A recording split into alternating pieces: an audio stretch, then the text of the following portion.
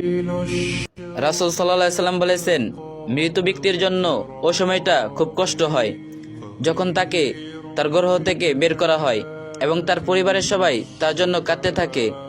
এর চেয়ে বেশি কষ্ট হয় তখন যখন তাকে কবর শুইয়ে তাকে মাটি দেওয়া হয় এবং তাকে একা ফেলে সবাই চলে আসে। আরও কষ্ট হয় তখন যখন শরীর হতে কাপড়, অলংকার, আংটি খুলে নেওয়া হয়। সেই সময় তার রূহ উচ্চস্বরে চিৎকার করতে থাকে। এই চিৎকার জিন ও মানুষ ছাড়া অন্য সবাই শুনতে পায়। সে যখন চিৎকার করে বলতে থাকে, তোমাদেরকে আল্লাহর কসম, আমার শরীরের কাপড় চাপড়, অলংকার ধীরে ধীরে খুলো, যেহেতু এইমাত্র আমি মালাকুল মাউতের কঠিন আযাব হতে নিকৃষ্টি পেয়েছি। যখন মৃত ব্যক্তির দেহ মর্দন করা হয় তখন সে বলতে থাকে, হে গোসলদাতাগণ, আমার দেহ জ্বরে মর্দন করো না, কেননা মালাকুল মাউতের কঠিন আযাবে আমার দেহ ক্ষতবিক্ষত হয়ে গিয়েছে।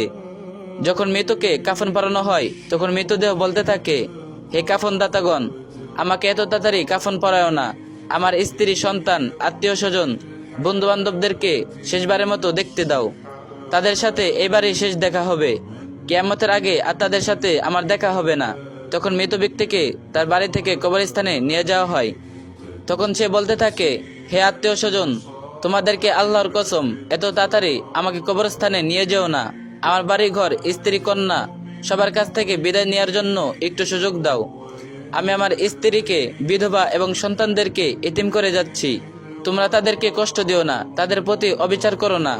আমি এখন সবকিছু ছেড়ে চলে যাচ্ছি, তার কখনো ফিরে আসা হবে না। তোমরা তাড়াতাড়ি করো না, আমাকে সবার কাছ থেকে বিদায় নেওয়ার সুযোগ দাও। যখন মৃত ব্যক্তিকে গোরস্থানের দিকে নিয়ে যাওয়া হয় তখন সে বলতে থাকে, হে বংশধরগণ, হে আমার আত্মীয় স্বজন, হে আমার প্রতিবেশী, তোমরা যেন আমার মতো দুনিয়ার মায়ায় পড়ে আরামায় এসে আখেরাতের কথা ভুলে যেও না। তোমরা লক্ষ্য করে দেখো, আমি আল্লাহর নাফরমানি করে হালাল হারামের প্রতি লক্ষ্য না করে যে ধন দৌলত কামাই করেছিলাম তার কিছুই আমার সাথে যাচ্ছে না, সব ওয়ারিশগণ করে নিচ্ছে। আমার সাথে যাচ্ছে শুধু আমার পাপ রাশি।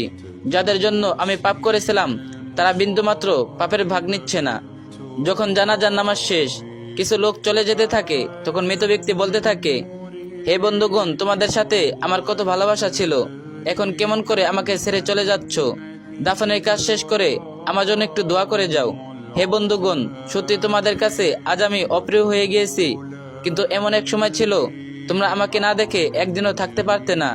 টাকা পয়সা, ধন সম্পদ সবকিছু তোমাদের জন্য রেখে যাচ্ছি, আর কোনো কিছু তোমাদের কাছে চাইবো না, শুধু একটু দোয়া করে যাও। টাকা পয়সা সবকিছু আমি রেখে গেছি, ভোগবিলাসে মুক্ত হইও না, আমার জন্য কিছু দান খয়রাত করিও, দোয়া কালাম পড়িও, আমার রুহের উপর বকশিস দিও। মনে রেখো, আমার মতো তোমাদেরকেও একদিন চলে যেতে হবে। এত কিছু জানার পরেও আমাদের দুনিয়ার ভোগ বিলাস, দুনিয়ায় মায়ের সাথে ইচ্ছে করে না। হে আল্লাহ, আমাদের সবাইকে সঠিক পথে চলার তৌফিক দান করো এবং তুমি আমাদের